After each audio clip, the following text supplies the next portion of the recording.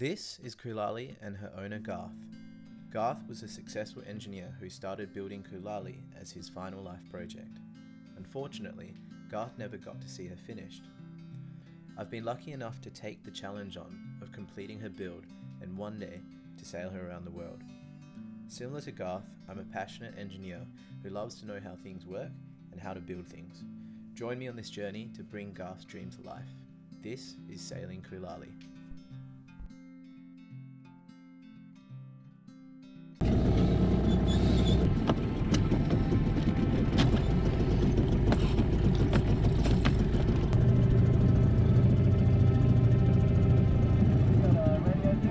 Yeah, copy, got a radio check loud and clear, this is Breeze, over.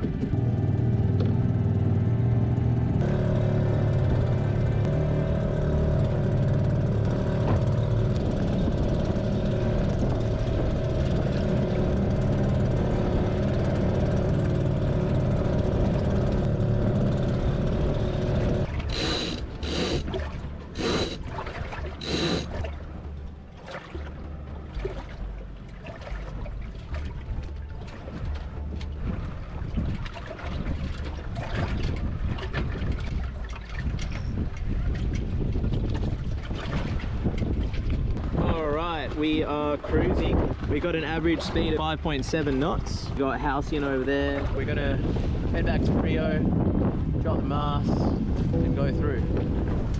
There's Rottnest Island behind us. Oh my god. I'm having a bugger. The condition's pretty rowdy, 20 knots. The autopilot's not doing the best job, sort of sending us on a bit of a left and right course. I think I need to adjust the settings on it, but we're doing some good speed, averaging 5.8 knots, so not too bad. Pretty rough conditions though. This autopilot is, I'm gonna have to hand steer.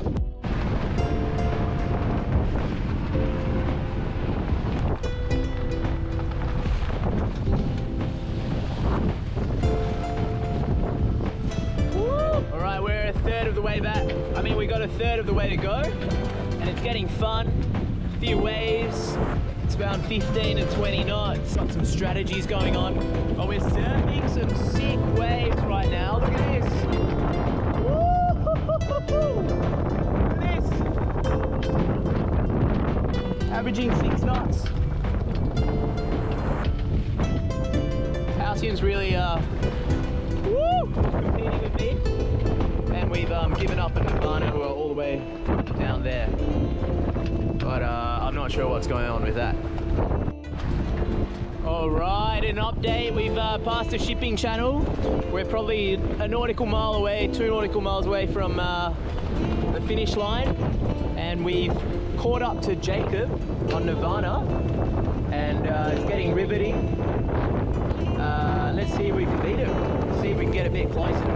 Woo! We're doing 6 knots pretty constantly now. I need to focus.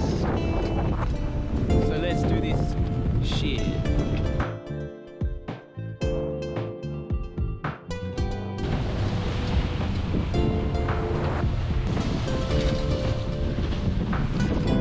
That wasn't too bad. So unfortunately we didn't beat Nirvana in. We're just trying to find a safe spot to drop the mast. Yeah, it's not looking good. Alright, we're going out the heads again.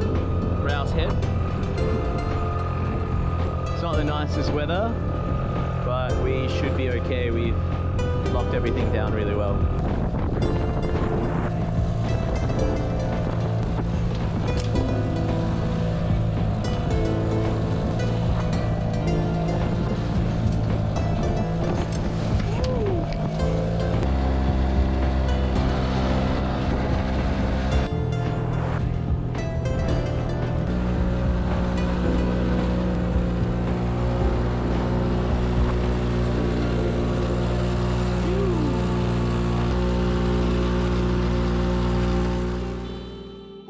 Alright, so today is going to be about putting this bearing into the top part of the boat and positioning the bearings so that they're both connected. Does that make sense? and then we're gonna try and measure the offset of this pintle bearing, because this shaft is not straight, and we're gonna offset this. We're gonna find out the offset of this so that we can measure that and then machine that into that there. So then that is aligned with this and that. Hopefully that makes sense.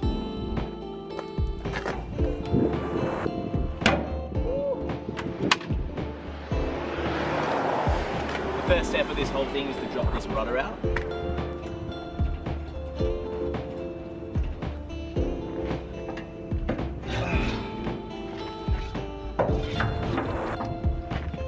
See, the other thing about this design is there's not enough play to get the bearing into there. So I'm not sure what old mate was thinking. Alright, we're dropping the shaft.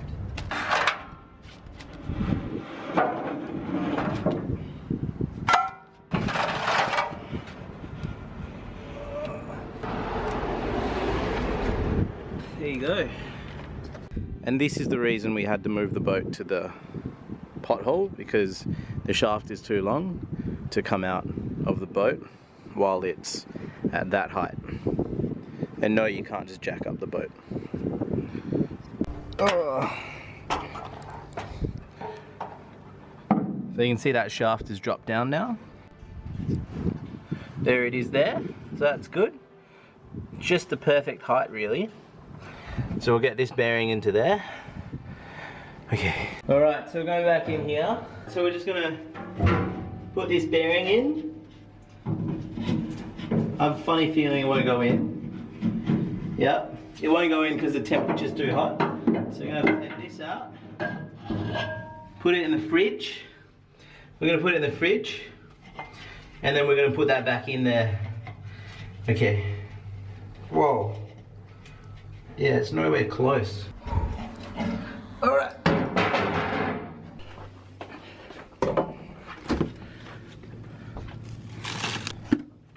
5 minutes in there and it should go into this bearing block again. Alright, so the bearing's in the bearing block. And now let's go into the, what do you call this room? Anyways, let's do it. Alright, so this can only go in one way. That way. And we somehow need to get the rudder shaft in that. It's going to be hard to do. Alright, plan B, so this is not going in. So I'm going to raise the rudder shaft up to about there. So then I can wiggle the bearing onto the shaft. And then push this bearing block back down. So the bearing is now higher up. So I should be able to wiggle that onto the shaft now. Alright, let's give this a wiggle. Wiggle, wiggle, wiggle. Oh.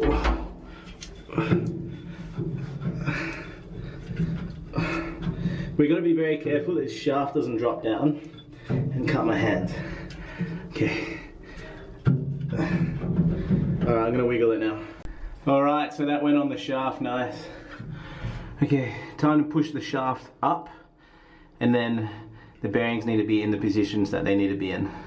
Alright, so for the first time, that top bearing is in with the rudder shaft being in as well. So now, what I need to do is I need to rotate the shaft back and forth like this in its normal action and see how off center that bottom pintle bearing is. And then what I'll do, I'll put shims in there to lock it in place. So in this plane and in that plane, lock it center, lock the bottom one center, make sure the shaft is in line with the boat, and go from there. Alright, so now we have both bearings in and the shaft is much more in a line, right? And the key thing here is I'm going to try and get it as aligned and as central as possible, and then that will be the final bearing positions. So I'm shimming them in place right now and we'll go from there. So if you look at that, that's 0 and that's 0. So this whole shaft is now pretty close to being vertical. So what I've been doing is I've been rotating this shaft, and what's interesting is there's enough play in the bearings that as I turn this, I can actually keep it very central. See this play? That play? So that's allowable play, which is good. And I'm able to actually keep that bearing very much in the center, which is really, really good, because that was what I was worried about with the shaft being a bit offset. But see that much play? So that's good.